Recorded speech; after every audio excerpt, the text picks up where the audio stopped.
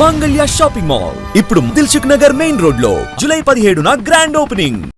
So coming back to Jabardasth, ఏంటి అంటే అక్కడ కొన్ని అందరూ అప్పట్లో జబర్దస్త్ అనగానే లేడీ గెటప్స్ ఎక్కువగా ఉండేవి, అందులో మీరు రావడం జరిగింది. సో ఆ డిఫరెన్స్ ని మీరు ఎలా ఓవర్కమ్ చేశారు? అంటే అనేవాళ్ళ లేడీ గెటప్స్ అప్పుడు నువ్వెందుకు వెళ్తున్నావు, నీకు అవసరమా అని అనేవి చాలా వినిపిస్తూ ఉంటాయి. అండ్ జబర్దస్త్ అనగానే చాలా మందికి అది ఒక లివింగ్ అయిపోయింది, చాలా మందికి బ్రెడ్ అండ్ బటర్ ఇచ్చింది ఫ్రమ్ గెటప్ శ్రీను గారి దగ్గర నుంచి ఎవ్రీవన్. బట్ ఏంటంటే అదే లేడీ గెటప్స్ అప్పుడు మీరు ఎంటర్ అవ్వడము ఎలా అనిపించింది? సో నాకు ఫస్ట్ అసలు అంటే మేము చూస్తూ ఉండేవాళ్ళం ఇంట్లో కూర్చొని, అసలు 9 అవ్వగానే 9:30 అవ్వగానే ఉండేది కూడా ఆడియన్ గానే, రే బాగుందిరా స్కిట్లు భలే ఉంటాయంటే చూద్దాం ఎందుకంటే అప్పుడు నేను చదువుకుంటూ ఉండేదాన్ని. సో నా కెరియర్ ఏంటంటే ఒక పక్క చదువు, ఒక పక్క షూట్ ఉంటే హైదరాబాద్కి వచ్చేసుకునేదాన్ని. బికాజ్ అమ్మ మా కోసం ఇంకా ఇక్కడ ఉండి హైదరాబాద్లో ఉండి షూటింగ్ చేసుకుంటూ మా దగ్గరికి వచ్చేవారు. సో అప్ అండ్ డౌన్ చేసేవారు. సో అట్లా చూస్తూ ఉండగా నేను అమ్మతో షూట్కి వెళ్ళా ఒకరోజు, ఒక మూవీ షూట్. అమ్మ మదర్ క్యారెక్టర్ చేస్తున్నారు. సో తన కూతురు క్యారెక్టర్ రాలేదు, ఏదో కరెక్ట్గా షూట్ డేకి తన హ్యాండ్ ఇచ్చింది. అదే టైంకి మీరు వెళ్ళారు? అదే టైంకి నేనున్నా అక్కడ.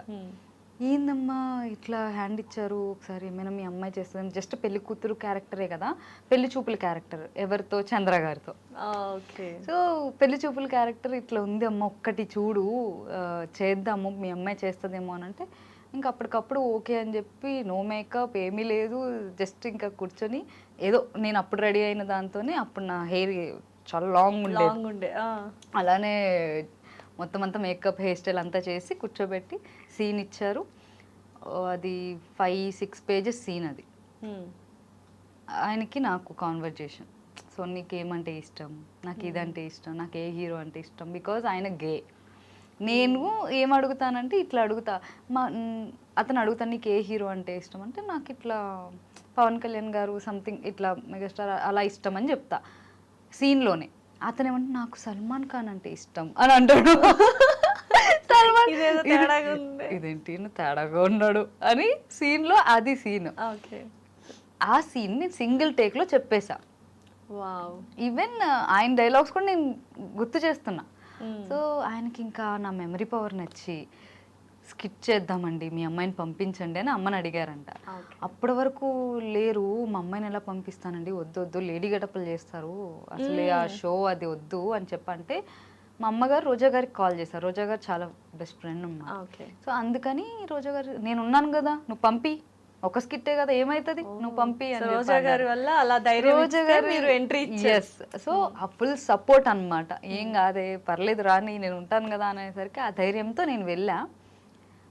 మా డాడీకి అయితే అస్సలు ఇష్టం లేదు, ఆబ్వియస్లీ ఉండదు.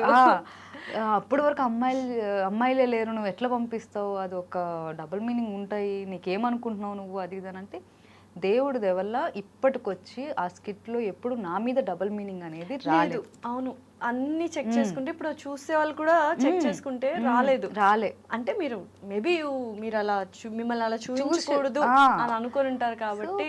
అప్పుడు నాకు ఫస్ట్ స్కిట్ లో ప్రతి ఒక్కరు షాక్ అయ్యారు, ఏంటి అమ్మాయి వచ్చింది లేడీ ఫస్ట్ లేడీ నేను.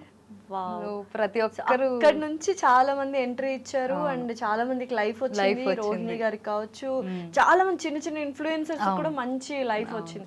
ఏం చెప్తారు అసలు జబర్దస్త్ గురించి ఒక మాటలో మీరు చెప్పాలనుకుంటే? అది మీకు లైఫ్ ఇచ్చింది, అది టర్నింగ్ పాయింట్ నా లైఫ్ కి. బికాజ్ నేను జబర్దస్త్ ముందు కూడా నేను మూవీస్ చేశాను, సీరియల్స్ చేశాను. బట్ నా అది సత్యశ్రీ అనేది తెలిసింది, తన యాక్టింగ్ తెలిసిందంటే అది నాకు ఒక ప్లాట్ఫామ్, అది నా ఇల్లనే చెప్పాలన్నమాట. డెఫినెట్లీ. బికాజ్ నా కెరియర్ గ్రోత్ కానీ, నేను ఎప్పటికీ నేను మల్లెమాలకి కానీ, మా గురువు చంద్ర గారికి అండ్ రోజా గారు, నాగబాబు గారు, మా డైరెక్టర్స్ నితిన్ భరత్ గారికి, మల్లెమాల మొత్తం యాజమాన్యానికి అందరికీ నేను ఎప్పుడు రుణపడి ఉంటా. బికాజ్ అది లేనిదే ఇప్పుడు ఈ సత్యశ్రీ ఈ సీట్లో ఇలా కూర్చునేది కాదు. అది మాత్రం నేను ఎప్పుడు ఆ గ్రాటిట్యూడ్ ఉంటుంది నాకు. ఎప్పుడైనా అనిపిస్తుంటుందా సెట్ కానీ ఆ టీమ్ అదంతా మిస్ అవుతున్నాము, మళ్ళీ ఒక్కసారి చేస్తే బాగుండు? అవును, అంటే నేను తర్వాత కూడా చేశాను, బుల్లెట్ భాస్కర్ గారు స్కిట్లో చేస్తూ వచ్చేదాన్ని. బట్ ఈ మధ్య కాలంలో ఏమవుతుందంటే మూవీస్కిను ఆ డేట్స్కి క్లాష్ అవ్వడం వల్ల ఉంటే అక్కడే ఉండాలి, లేదంటే ఇటు అవును. సో నాకేంది కొద్దిగా రెండు పడవల మీద ఎందుకు కాల్ వేయడం, ఉంటే ఒకదాని మీదే ఉందాం, అది నా పుట్టిల్లు, నేను ఎప్పుడైనా వెళ్ళొచ్చు, సో ఎప్పుడైనా ఆల్వేస్ వాళ్ళు వెల్కమ్గానే ఉంటారు, సో కాబట్టి ఇంకా నో ప్రాబ్లం అని ఉంది. సో అక్కడ ఆర్టిస్టులను చూస్తే జబర్దస్త్ ఆర్టిస్టులు చాలా మంది they are like in very good position. ఎలా అనిపిస్తుంది ఎప్పుడైనా మీరు గెట్ టుగెదర్ చేసుకోవడం అట్లా ఉంటుందా? ఉంటుంది. నైస్. చాలా మంది మేము అప్పుడప్పుడు కలుస్తూ ఉంటాం, సో కాబట్టి చాలా హ్యాపీ అనిపిస్తుంది. బికాజ్ అక్కడ నుంచి మేము ఇప్పుడు బిగ్ స్క్రీన్కి చాలా మంది మా టీమ్ లీడర్స్ కానీ నాతో ఉన్న యాక్టర్స్ కానీ ప్రతి ఒక్కరు ఇలా స్క్రీన్ మీద కనిపిస్తూ ఉంటే ఎస్ హ్యాపీ, మేమేమనుకున్నామో అది రీచ్ అవుతున్నాం అని అనేది. ఎందుకంటే మేము అక్కడ కూర్చున్నప్పుడు లేదురా మన కెరియర్ ఇది కాదురా, మనం ఇట్లా చేయాలిరా మూవీస్, ఇట్లా ఉండాలిరా, ఏ ఆఫీస్ ఉంది ఏంటని ఇట్లా మాట్లాడుకునేవాళ్ళు. నైస్. సో కాబట్టి ఆ సపోర్ట్ ఉంది. ఎక్కడ కూడా ఎవరు కూడా అంటే జెలస్ ఫీల్ అవ్వడం కానీ ఈ క్యారెక్టర్ వీడికి ఎందుకు వచ్చిందిరా బాబు, లేదంటే ఈ క్యారెక్టర్ దీనికి ఎందుకు వచ్చింది అనేటట్టు లేరు. అలాంటి ఎన్విరాన్మెంట్ లేదు. చాలా పాజిటివ్, ఎదిగితే హ్యాపీగా ఫీల్ అవుతారు. అయితే ఒక పాయింట్ ఆఫ్ టైంలో అందరూ ఫస్ట్ ఇనీషియల్లో అందరూ జబర్దస్త్ని చాలా ఏమంటారు ఓన్ చేసుకున్నారు, కానీ ఒక పాయింట్ ఆఫ్ టైంలో ఎక్కడో లైన్ దాటేశారు, వల్గారిటీ వైపు వెళ్ళిపోతుంది అన్న టైంలో చాలా మంది నెగటివ్గా మాట్లాడుతుండే. అప్పుడు ఏమనిపించేది మీ అందరికీ, లైక్ ఆర్టిస్టులు అందరికీ ఇంక్లూడింగ్ నాగబాబు గారు, రోజా గారు, ఎక్కడో ఆ లైన్ దాటేశారు అన్న థాట్లో అందరూ ఉన్నారు అప్పట్లో, అందరూ కామెంట్స్ కానీ ఇవి కానీ. What is the thought process మీ అందరికీ అప్పట్లో? అంటే నా వరకు అది వచ్చేది కాదండి, ఎందుకంటే నేను నా పని ఏదో నేను చూసుకుంటూ వెళ్ళిపోయేదాన్ని. నాకేంటంటే నా మీద కౌంటర్ వేస్తే నేను ఫీల్ అవుతా. సో షో అనేది షో ఫార్మేట్ అనేది అన్ని చూసుకునే వాళ్ళు చేస్తున్నారు, అలా అని చెప్పి ఒక ఆడపిల్ల మీద డబుల్ మీనింగ్ వేయలేదు. ఏ రోజు ఒక ఆడపిల్లని తక్కువ చేసి ఆ షో చూడలేదు. సో ఎప్పుడైనా డబుల్ మీనింగ్ వేస్తే అది లేడీ గెటప్స్ మీదే వేసారే తప్ప మా మీద వేసుంటే కనుక మేము అప్పుడు మేబీ రియాక్ట్ అయ్యే వాళ్ళం. మమ్మల్ని ఎప్పుడు అట్లా ఎప్పుడు లేడీస్ ఎవరైతే లేడీస్ వస్తారో, ఈవెన్ ఐ డిడ్ ఆది గారి దాంట్లో నేను కూడా స్కిట్ చేశాను, కేవో కార్తిక్ గారి దాంట్లో నేను స్కిట్ చేశాను. అమ్మాయిల మీద ఎప్పుడు చేయలేదు అనేది ఏముంది. ఆ నెగిటివిటీ అనేది మా మీద కానీ ఆడపిల్లల దాని మీద లేదు, కానీ ఆ షో కొద్దిగా డబుల్ మీనింగ్, ఎందుకంటే జనాలు అట్లనే ఇంకా ప్రతి ఒక్కరు ఏదో పద్ధతిగానే చూస్తారు అని అనేది కాదు, కానీ బట్ ఆ టైంలో అది మేబీ ఒక మసాలా అనేది ఉండేది, అది మా వరకు అనేది రాలేదు కాబట్టి నేను ఎక్కువ ఏమీ ఎఫెక్ట్ అవ్వలేదు. ఓకే.